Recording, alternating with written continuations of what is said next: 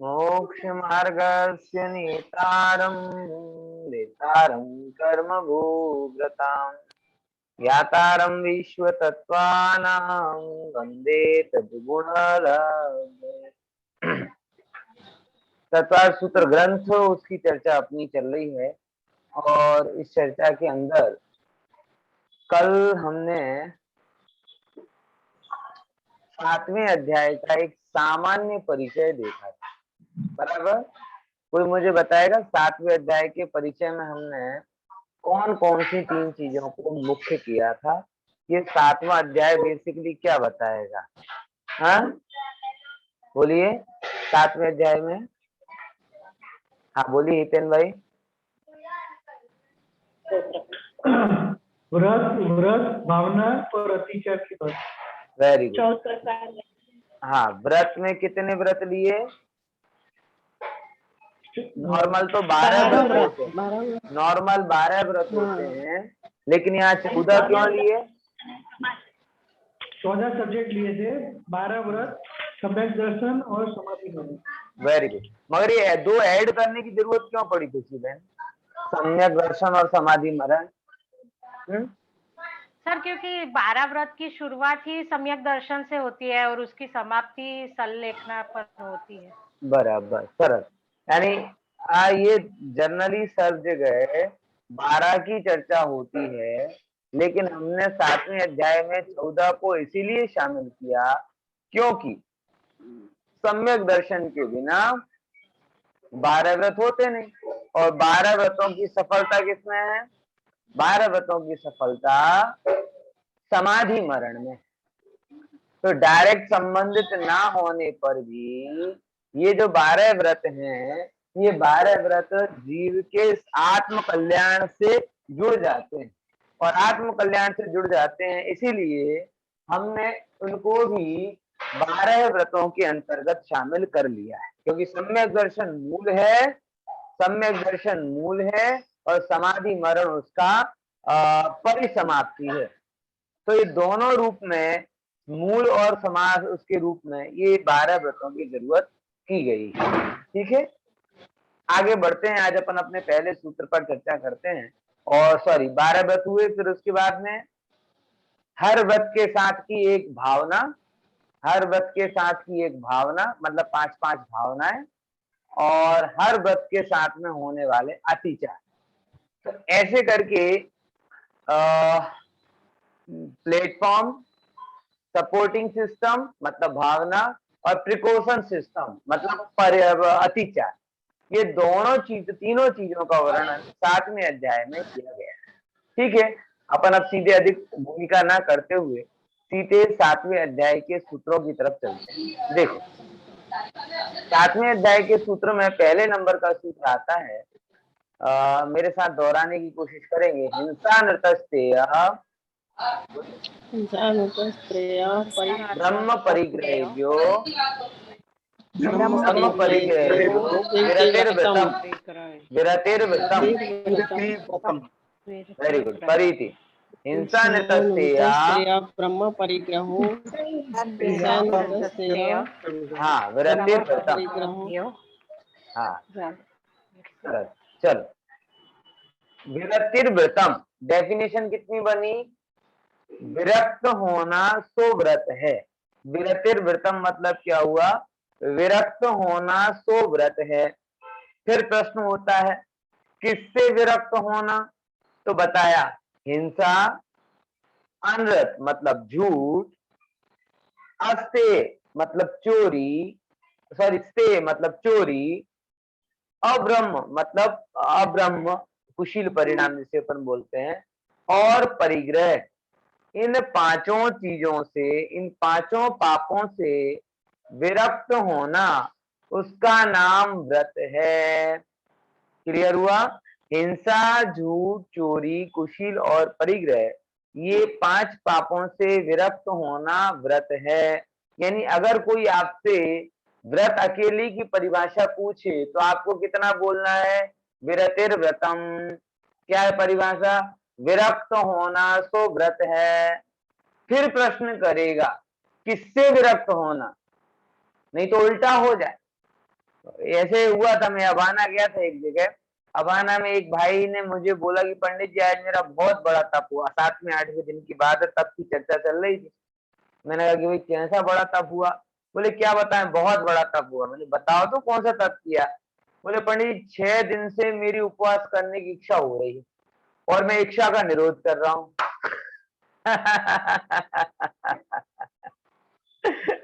तो इच्छा निरोध तप, तो मेरा इच्छा का निरोध वाला तप हो रहा है। है, समझ में आया?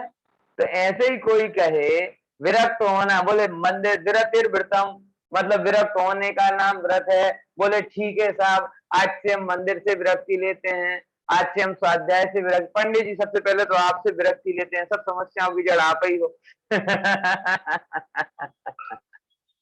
है, समझ में आया? तो ऐसे विरक्त होने का नाम व्रत नहीं।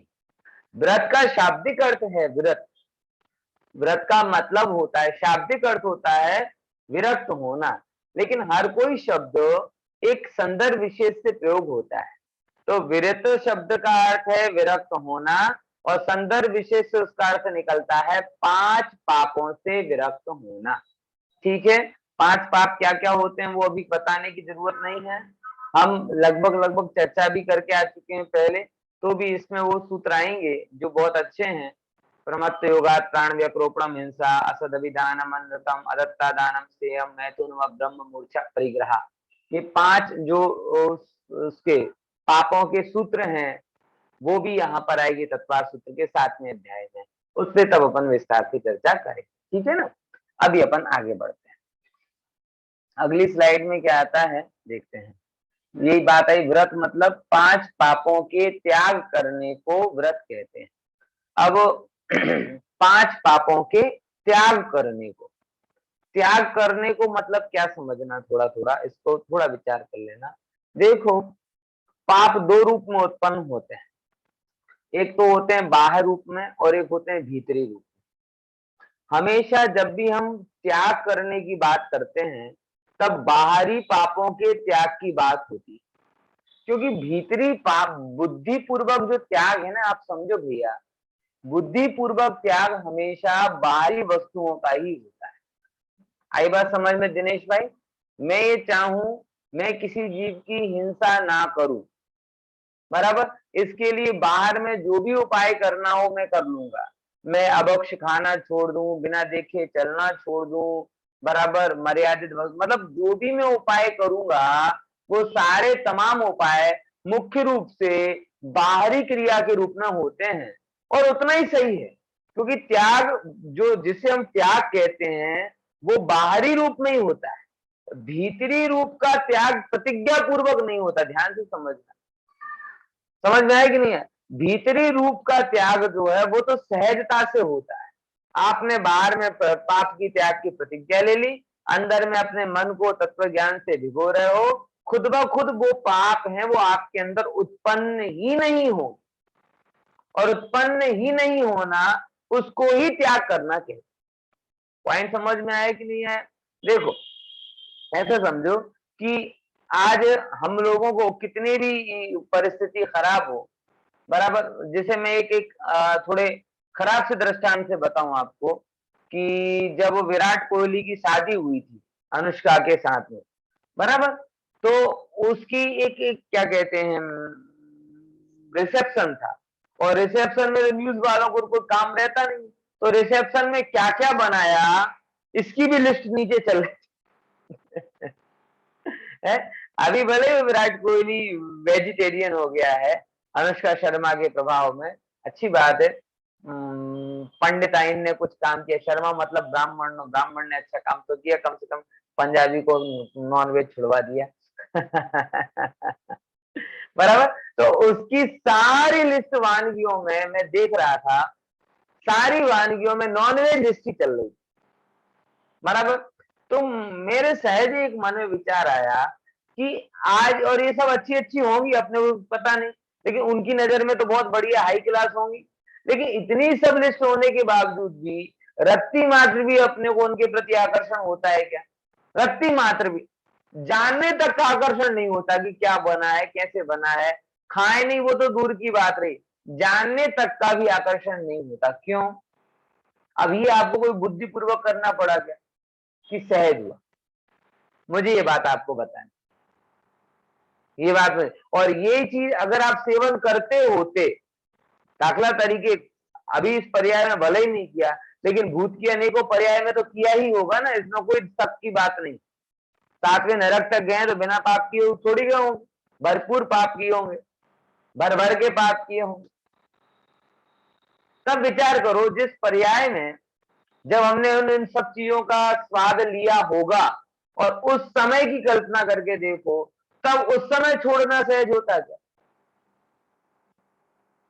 तब आप भले ही प्रतिज्ञा कर लेते कि भाई मैं नहीं खाऊंगा, लेकिन उसके बावजूद भी उसके प्रति कोई ना कोई आकर्षण तो शेष रह ही जाता है। पॉइंट समझ में आया? तो त्याग का नियम आपको समझ में आया कि नहीं आया?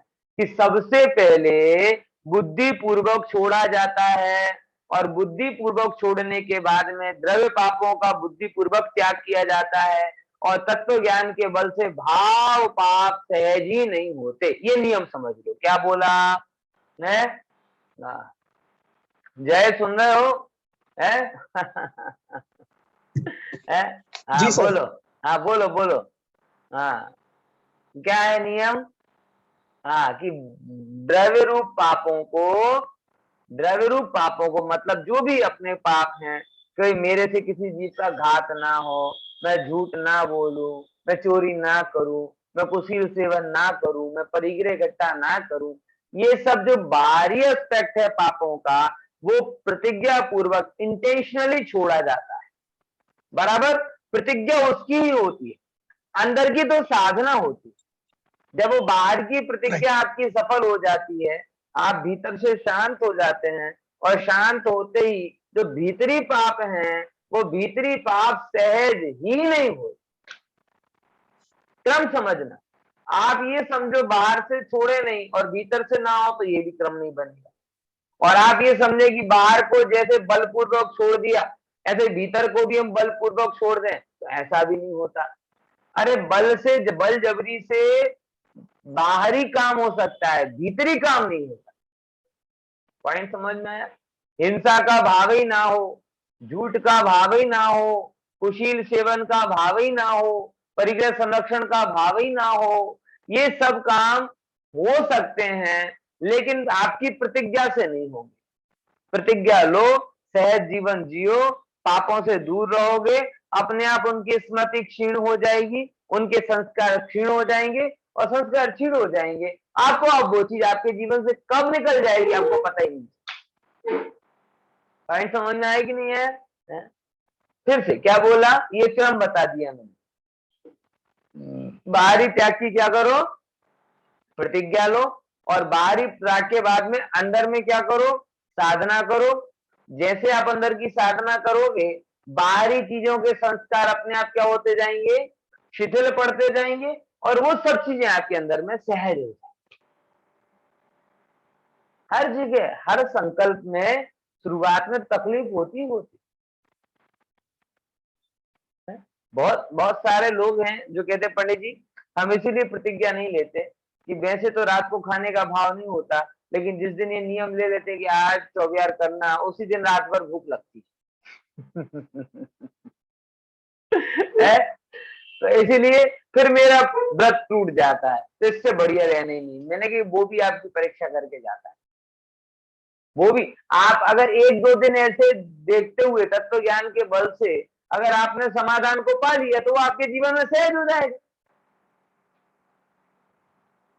और ये हर आज जो भी है हमारे अंदर में, देखो सच बताऊं भैया, मैं एक बड़ा असंतोष सा देखता हूं कई बार जैन और मोक्षु के अंदर, कि हमने जो संस्कार 8 साल की उम्र में पाए, 60 साल की उम्र में भी वही है। बोलो धीरे ऐसा नहीं होता क्या? 8 साल में जो संस्कार हमारे अंदर में आ गए, हमारे बाप दादों ने सिखा दिए, रात को नहीं खाना, जमी कर नहीं खाना, बराबर। अब 60 की भी उम्र हो जाने पर भी हमारे क्या होते हैं, कई कई लोगों की तो वो संस्कार भी आगे नहीं चलते। होता है कि नहीं होता है ऐसा? एक्चुअल में तो आइडियली तो ये होना चाहिए कि हर साल आपके जीवन में एक कोई नियम बढ़ना चाहिए, सहजता के साथ। कोई लंबा टास्क नहीं दे रहा, 364 दिन साधना करो और अपने जन्मदिन के दिन नियम ले लो। तो मैं एक छोटा सा नियम लेता हूं बस। ये एक प्रकार से अपने अंदर को जीतने का उपाय है। क्या समझे? ये कौन सा उपाय है? छोटे अंश में माइक्रो लेवल पर जैनत्व प्रकट करने का उपाय। त्याग सहज है, त्याग सहज भी है और बुद्धिपूर्वक भी, दोनों बातें। बहुत सारे लोग सिस्टम नहीं समझ पा रहे, वो बाहरी त्याग भी सहज हो जाएगा ऐसी इच्छा रख रहे हैं, अथवा जैसे उन्होंने प्रतिज्ञा से बलजबरी से बाहरी त्याग कर लिया, भीतरी त्याग भी बलजबरी से हो जाएगा, ऐसी भ्रांति में है। ये दोनों बातें ठीक नहीं है। बाहरी रूप में त्याग बुद्धिपूर्वक होता है, फिर उसके बाद में धीमे धीमे वो सारी चीजें क्या हो जाती हैं? सहज हो जाती, तुरंत नहीं होता। हर चीज में समय लगता है। आइसक्रीम को जमने आपने रखा, कितना भी अच्छा फ्रिज लेकर आओ, वो जमने में क्या लगता है? टाइम लगता है। हर चीज अपना रिक्वायर्ड समय तो लेगी लेगी। बहुत सारे लोग स्वाध्याय सुनने आते हैं, उनकी भी यही समस्या है कि समझ में आए तो सुनो। मैं कहता हूं भाई सुनेगा तो समझ में आएगा। उनकी क्या जिद होती है? पंडित जी समझ, अब इतने गजब महानुभाव होते हैं, क्या कहें, बीच में कभी कभार किसी भी विषय की एक आध कोई क्लास पढ़ लेंगे और फिर कहेंगे पंडित जी मैं समझ में नहीं आया। अरे भला मानस, तेरे लिए अब क्या पूरा प्रकरण बदले, पूरा सिस्टम बदले? अब जो चल रहा था तो चल रहा था, तो जुड़ जाता उसके साथ में, थोड़ा रुकता। मैं हालांकि कोई नया जोड़ता हूं तो थोड़ा बहुत ध्यान रखता हूं कि भाई 2-5% तो उसके हिस्से में जाए, भले ही आपके हिस्से का कट के उसके हिस्से में जाए है? लेकिन आप कहो कि वो मैं पहले दिन में तो भाई तू पर्सनल ट्यूशन करने आ, तब तुझे पूरा समझना है, बोले उसके लिए समय नहीं है। रेगुलर आओ, उसके लिए समय नहीं है। तो क्या करें साहब? बस ये है कि हम एक दिन आए और सब समझ में आए, और नहीं आए तो कल से नहीं। हम वही उनको समझाते हैं कि सुनेगा तो समझ में आएगा, और वो लोग जिद पकड़ के बैठे हैं समझ में आए तो सुनो। समझ में आया? ये तो आया ना समझ। तो भैया समझ में भी आएगा, उसके लिए पहले बुद्धि पूर्वक आपको क्या करना पड़ेगा? बैठना पड़ेगा, सुनना पड़ेगा। ये पहले बुद्धि पूर्वक आप करो, फिर उसके बाद में सहजता पूर्वक आपको सारी की सारी बातें ख्याल में आ। क्लियर हुआ? तो त्याग दोनों बातों में हो गया। हमेशा बाहरी त्याग कैसा होता है? बुद्धि पूर्वक। और जो प्रतिज्ञा पूर्वक त्याग हम कराते हैं, कोई मानसिक त्याग नहीं होता, ध्यान रखना, वो कायिक त्याग ही होता है।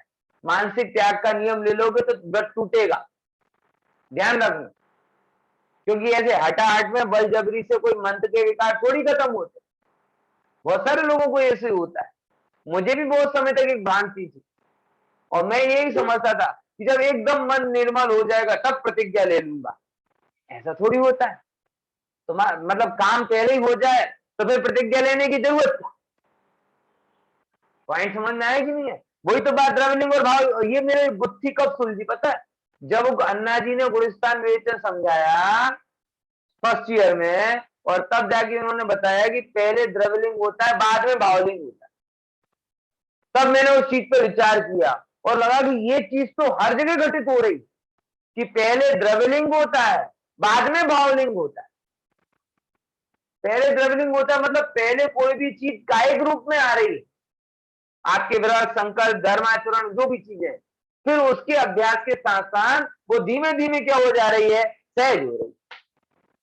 आप चाहो कि पहले भावलिंग हो जाए बाद में द्रवलिंग करो, तो भावलिंग हो ही गया तो फिर द्रवलिंग की जरूरत क्या? आइसक्रीम बाहर ही जम गई तो फ्रिज में रखने की जरूरत क्या? है? समझना है कि नहीं है? इतनी सी बात। तो हमेशा पहले बुद्धिपूर्वक क्या करना? त्याग करना हर चीज में। देखो अभी आप स्वाध्याय कर रहे हो ना, तो भी आपने बुद्धिपूर्वक टीवी का त्याग किया, बुद्धिपूर्वक मोबाइल का त्याग किया, बुद्धिपूर्वक दूसरे। और अगर वो बुद्धिपूर्वक आप त्याग नहीं करते तो क्या बैठ पाते? हाँ, अभी बहुत सारे लोग, हो सकता है यहाँ पे नहीं है, बहुत सारी जगह स्वाध्याय जब चलता है तो एक बाजू टीवी चल रही है ना दूसरी बाजू मोबाइल चल रहा है, ऐसा हो सकता है। कर रहे होंगे लोग, कर सकते हैं। यहाँ कोई कर रहा है ऐसा तो नहीं कहूंगा, बराबर, लेकिन कर सकते हैं ना। तो उनको, उनके लिए भी वो बुद्धिपूर्वक पहले निर्णय करना है कि नहीं मुझे ये समझना है। पहले में पहले कैसा उपाय होता है? बाहर। फिर धीरे धीरे जब आप उसकी कंटिन्यूअस प्रोसेस में आते हैं तो वो चीज भीतरी हो जाती है, और फिर सहजता के साथ में 8:30 बजते हैं और स्वाध्याय ना मिले तो आपको लगेगा अरे यार कुछ छूट रहा है, कुछ छूट रहा है, कुछ छूट रहा है। कैसे हुआ है?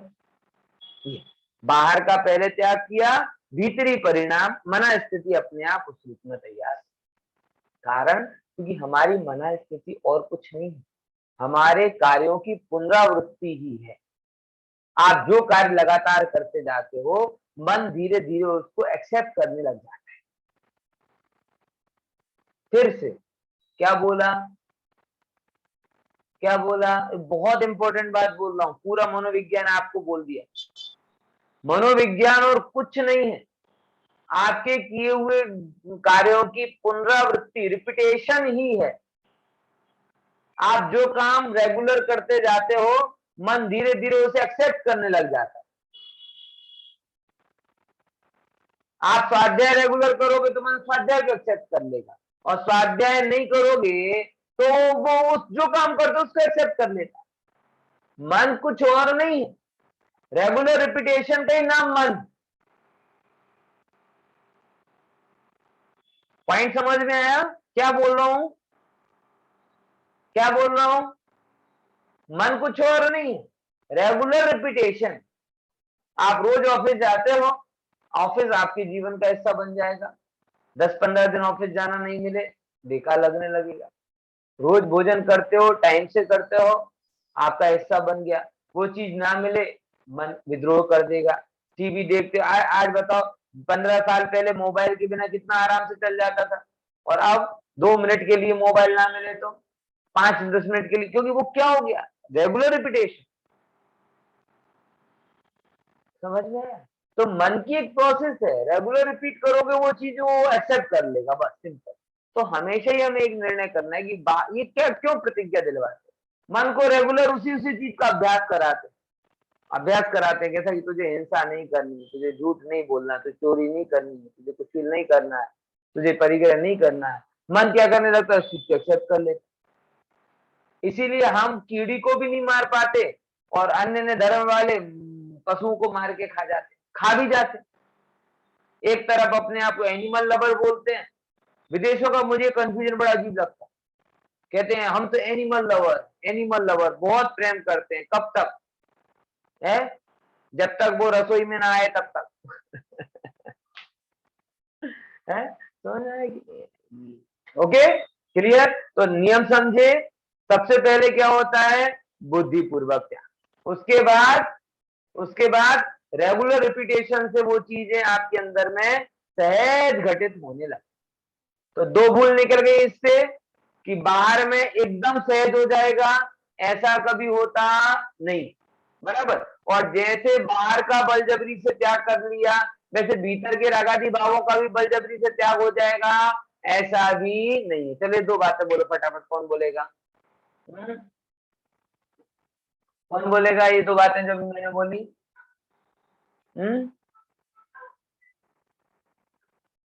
यही थे ना कि खो गए? बोलो। हाँ, हितेन बोलो। બુદ્ધિપૂર્વક પ્રતિજ્ઞા લઈને દ્રવ્યરૂપ પાપને ઇન્ટેન્શનલી છોડવાના, અને સેકન્ડ રેગ્યુલર રિપીટેશન થી મન સરળતાથી મન સ્વીકારી લેશે રેગ્યુલર રિપીટેશન. એટલે કોઈ એમ કહે કે બળથી હા, સ્લોલી એટલે પાપ બહુ સરસ. એટલે ટૂંકમાં બે વસ્તુ થઈ ગઈ कि જે કોઈ એમ માને कि બાહરી વસ્તુઓનો ત્યાગ પણ સહેજ થઈ જશે, એવો હોતો નથી. બીજા નંબર, જેવી રીતે બહારનો ત્યાગ થઈ ગયો એવી રીતે ભીતરનો પણ ત્યાગ થઈ જશે એક ઝાટકે, એવું પણ હોતો નથી. બહારનો ત્યાગ ઝાટકે હોય અને ધીમે ભીતરનો ત્યાગ ધીમે ધીમે. તો હજી જે લોકો એમ વિચારી રહ્યા હોય કે કોઈક દિવસ એવો આવશે જ્યારે હું ધર્મ કરીશ, પાપને છોડીશ, તો એમને કહી દઉં આજે પ્રતિજ્ઞા કરીને આજે ધર્મમાં જોડાઈ જાઓ, કેમ કે આજે કરશો તો એ સહેજતા સાથે ફ્યુચર થશે. બરાબર ખ્યાલમાં આવે છે? તમે એમ અચાનક થવાની અપેક્ષા ના રાખો, ક્યારે એવું બન્યું નથી. અને કોઈકને બને છે તો એ અપવાદ માર્ગ કહેવાય, રાજમાર્ગ કહેવાતો નથી. ઠીક છે ને? बराबर. तो त्यागना विषय में આવી गयो. 5 पापों के त्याग करने को व्रत कहते हैं. फिर क्या बोला देखो आगे. अब व्रत क्या है, यही बात कहते हैं, निश्चय व्रत और व्यवहार व्रत. तो पहला व्यवहार व्रत कौन के? प्रतिज्ञा पूर्वक 5 पापों का त्याग, वो व्यवहार व्रत है. प्रतिज्ञा पूर्वक, देखो बहुत बढ़िया बात शब्द है. प्रतिज्ञा पूर्वक का क्या मतलब होता है? 5 पापों का प्रतिज्ञा पूर्वक त्याग. देखो प्रतिज्ञा शब्द बड़ा जोरदार शब्द है कि मैं आज परमात्मा पंच परमेष्ठी ज्ञानी गुरुओं की उपस्थिति में आज मेरी मनस्थिति इतनी निर्मल है कि मैं इस भाव में आया हूं कि अब मैं मेरे जीवन में और पापमयी आचरण नहीं करूंगा. ऐसा प्रतिज्ञा ले लेना. बोले प्रतिज्ञा लेना जरूरी क्यों है? क्यों जरूरी है प्रतिज्ञा लेना? प्रतिज्ञा नहीं ले तो चलेगा क्या? जैसे अभी भी कई लोग होते हैं ना, चौमासे का टाइम है तो बहुत सारे मंदिर में मिलते थे, પણ આમ તો હું રાતે નથી જ ખાતી, આમ તો હું રાતે નથી જ ખાતી. તો જયારે કોઈ એમ કહે ને ચલો ચલો તો પછી નથી જ ખાતી, તો પછી પ્રતિજ્ઞા લઈ લો. ના ના પંડિતજી પ્રતિજ્ઞા નહીં લેવી. કેમ? તમે કહો છો ને નથી જ, ના ના નથી જ ખાતી, પણ કોક દિવસ કઈ થાય તો. હે એટલે મતલબ શું થયો? મતલબ એ થયો કે કોક દિવસ આવું ક્યારે બનશે ત્યારે મને ખાવું પડશે તો હું ખાઈ લઈશ. આ અભિપ્રાયમાં કોક દિવસ ચાલે કે કોન્સ્ટન્ટ ચાલે? બોલો સમજો, હું વાત મનોવિજ્ઞાન ને સમજો. કોક દિવસ ખાવું પડશે તો ખાઈ લઈશ, એ શું બતાવે કે કોક દિવસની અભિલાષા કોક દિવસ નથી, કોક દિવસની અભિલાષા દરેક દિવસ. અને જ્યાં સુધી તમે એ વસ્તુનો ઉકેલ નહીં કરો ત્યાં સુધી તમારા અંદરમાં ચિત્તમાં અમુક અંશે એ વસ્તુ પડી જ હોય છે કે ના જરૂર પડશે તો, જરૂર પડશે તો, જરૂર પડશે તો. બરાબર ખ્યાલ? અને આચાર્ય કહે છે કે જો તું વિરક્ત નહીં થશે તો ભલે તું પરિણમન નથી કરતો પણ તું એનાથી વિરક્ત નથી થતો, એનો પાપ તને લાગશે જ. ખબર પડી? શું કીધું? ભલે પરિણમન નથી કરતો પણ વિરક્ત નથી થયો, એનો પાપ લાગશે જ. બોલો દિનેશભાઈ.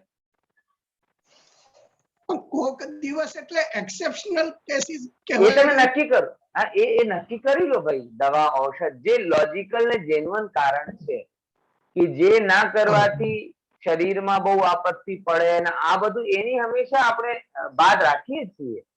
બરાબર. પણ તમે એમ કહો કોક દિવસ લગ્નમાં ગયા તો ખાવું પડે, કોક દિવસ જમવામાં મોડું થઈ ગયું તો ખાવું પડે, આ વસ્તુ ના છે.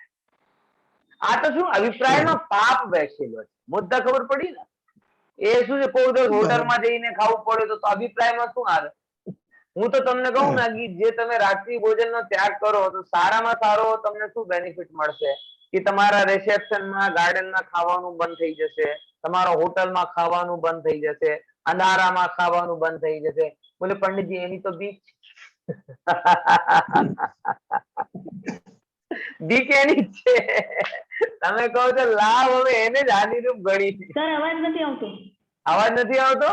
ઓહો, આમ કેમ નહીં? મને તો આવે છે ભાઈ. બીજા બધાને આવે છે? જીવડાવો નહીં મને. હવે અત્યારે પરિણમનમાં અવિરમણમાં આવી ગયા તમે. હા સારું સારું. હા હે ને, તો કોક દિવસનું લોજિકલ કારણ સ્વીકાર છે, પણ માત્ર જેમાં ઈચ્છા પૂરતી જ કારણ હોય એને કઈ રીતે હે? બરાબર. તમે એમ વિચાર કરો, અમુક વસ્તુને થોડુંક આપણે ચલો મજાકીય લઈ જાય. તમે લગ્ન કરવા જાઓ, લગ્ન કરવા, અને લગ્ન કરવામાં એમ વાત કરે કોઈ, આમ તો 99% 99.99 હું તારો પતિ જ રહીશ, પણ કરી દે તો શું કીધું? હે, લગ્ન કરવા જાઓ, કોઈ બેન જોડે વાત થતી હોય, ફર્સ્ટ મીટિંગ, સેકન્ડ મીટિંગ, અને પછી આમ કહો કે આમ તો 99.99% હું જ તારો પતિ રહેવાનો છું, તારો જ પતિ રહીશ, પણ કોક દિવસ કોઈ સિચ્યુએશન, કોઈ આમ તમે જે લગાડશો તો તમારી વાત આગળ વધશે. પછી એમ કે ડાયા થઈને ના ના 99.99 તો તારા ફેવરમાં છું ને. આવું થોડી ચાલે ભાઈ, સમજાય કે? એટલે એ 0.0 શું બતાવે? કે 0.01% એ બતાવે કે હજી એના અંદરમાં બીજી અભિલાષા ગયા. ખબર પડી શું કહેવા માંગુ છું? હજી એમના અંદરમાં શું છે વ્યાપ્ત? બીજી અભિલાષા વ્યાપ્ત છે. તો ભાઈ જરા વિચાર તો કર, બીજી અભિલાષા મનમાં છે એ વિચારીને કોઈ સ્ત્રી તારો વર્ણ કરતી નથી, તો પછી સંસારની બીજી બધી અભિલાષાઓ પડી હોય તો મોક્ષ રૂપી લક્ષ્મી તારો વર્ણ કેવી રીતે કરશે? એટલે તને કમિટમેન્ટ કરવું પડે. હવે અમુક તો પછી એક્ઝાગરેટ કમિટમેન્ટ થાય કે 7 જન્મ સુધી હું તારો પતિ રહીશ. આ તો કોણે જોયા છે 7? આ શું છે? અતિરંજિત કમેન્ટ છે. હે, પણ ભાઈ 7 જન્મની ગેરંટી નથી. પણ જ્યારે પણ કોઈ સંબંધની વાત આવે તો દરેક પુરુષની આવી ઈચ્છા હોય, દરેક મહિલાની આવી ઈચ્છા હોય કે ભાઈ આ ભાવ પૂરતા એ સંબંધ તો કમસે કમ શું રહે? વ્યવસ્થિત થાય. એમાં બીજા અભિલાષા ના હોવી જોઈએ. સિચ્યુએશન બદલાય એ વાતની વાત જુદી, પણ હાલના હાલ તો શું હોવું જોઈએ? 100% કમિટમેન્ટ હોવું જોઈએ, તો વાત આગળ વધે. બસ સંકલ્પ પણ એનું જ નામ. તમે જો બારી રાખશો તો આ વસ્તુ કેવી રીતે ચાલશે? તમે જે બારી રાખો છો એ શું બતાવે? કે ભાઈ એ મુદ્દા ઉપર મારો હજી ચાલે છે, જરૂર પડશે તો કરી, જરૂર પડશે. એને કહેવાય અવિરમણ રૂપ, કે ભલે પરિણમન નથી કરતો પણ એ વસ્તુ સાથે તો વિરક્ત નથી. અને હું ખરેખર બહુ વ્યવહારિક અને પ્રેક્ટિકલ એંગલ થી વાત કરું કે જે વસ્તુનું અત્યાર સુધીમાં મેં પ્રતિજ્ઞા લઈ લીધી એ વસ્તુના વિકલ્પો પણ પૂરા થઈ, અને જેની પ્રતિજ્ઞા નથી લીધી એના સંબંધમાં વિકલ્પો ચાલે છે. પ્રેક્ટિકલી હું વાત કહું, કોઈને ત્યાં જમવા જાઉં, પંડિતજી આ ખાઓ છો? હવે ના ના આમ ખાતો તો નથી, કોક દિવસ ચાલે, તો પછી આજે કોક દિવસ સમજી લો. આવું થઈ જાય.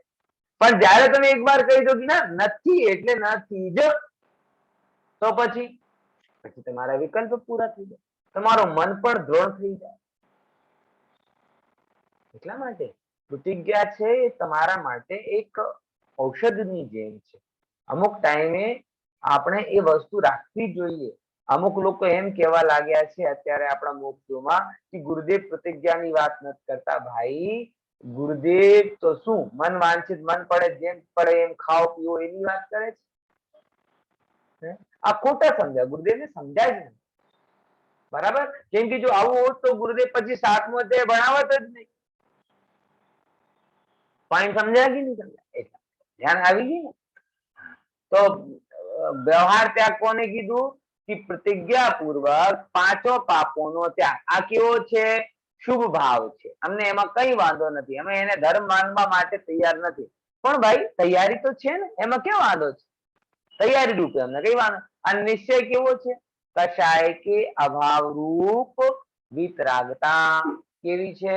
કે જે અંદરમાં પડેલી કશાય હોય એ કશાયનો અભાવ થઈ ગયો, અને જેમ કશાય હટી ગઈ તો પછી કશાયની હયાતીમાં જે રાગાદી ભાવ થતા હતા એ રાગાદી ભાવનો પણ અભાવ થઈ ગયો, અને પછી જીવ શુદ્ધ ભાવ રૂપ પરિણમિત થઈ ગયો. એને શું કહેવાય? નિશ્ચયથી ત્યાગ. એ જાતિનું સહેજ જ તમારા અંદરમાં સ્થાન મળી ગયું, તમને પછી કોઈ વિકલ્પ જ નથી થતા, એ નિશ્ચય રૂપ ત્યાગ. હવે કહે છે એ ત્યાગ પણ બે પ્રકારનો હોય છે, એક તો શ્રાવકનો અને મુનિનો. તો શ્રાવકનો ત્યાગ કેવો હોય, અને શ્રાવકમાં બે પ્રકાર હોય, પછી વ્રતી શ્રાવક અને અવ્રતી શ્રાવક. જો આપણે સમજીએ, અવ્રતી કોને કહેવાય કે જેના જીવનમાં વ્રત નથી. વ્રત નથી એટલે બેફામ છે, બોલે ના એવો નથી. બેફામ ને અવ્રતી કહેવામાં આવતો નથી. જો સમજો, એને વ્રત એટલે 5મા ગુણસ્થાનના યોગ્ય જે 11 પ્રતિમાઓ છે, એ 11 પ્રતિમાઓ નથી માટે અવ્રતી કહેવામાં આવે છે.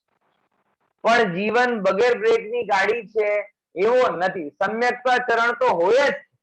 સમ્યક્તાચરણ એટલા મતલબ શું થયો કે સપ્ત વ્યસનનો ત્યાગ, અષ્ટમૂળ ગુણનું પાલન, અન્ય નિત્ય વક્ષનો ત્યાગ ઇત્યાદિ જે પ્રાથમિક પાત્રતાઓ હોય છે, એ પ્રાથમિક પાત્રતાઓ તો ચતુર્થ ગુણસ્થાન વર્તીની પણ હોય છે. ભલે આવૃત્તિ છે, આવૃત્તિ છે એનો એ મતલબ નથી કે સર્વથા એનો જીવન સંયમથી રહિત છે. એનો એટલો જ મતલબ છે કે એના જીવનમાં 5મા ગુણસ્થાનના યોગ્ય સંયમ નથી. અને વ્રતી કોને કહેવાય? વ્રતી શ્રાવક. બોલે એક દેશ વ્રતને પાલન કરે. એક દેશ વ્રતને પાલન કરે એટલે એક દેશ પાપોનો ત્યાગ કરે. એક દેશ પાપોને ત્યાગ કરનારો ને એક દેશ વ્રતોને પાલન કરનારો, એ કોણ કહેવાય છે? વ્રતી શ્રાવક કહેવાય છે. એ કયા ગુણસ્થાન વાળો હોય છે? 5મ ગુણસ્થાન વાળો. ઠીક છે. બંને પ્રકારના જીવો સમ્યક્તથી સાથે હોય. સમ્યક તો રહિત તો સાચા વ્રત હોતા જ નથી. આ નિયમ સમજવા. હવે જો, હવે નિશ્ચયમાં શું હોય છે અને વ્યવહારમાં શું હોય છે? શ્રાવકના વ્રતોમાં વ્યવહારમાં પ્રતિજ્ઞાપૂર્વક 5 પાપોનો એક દેશ છે. 12 શબ્દ શું કહેવામાં આવે?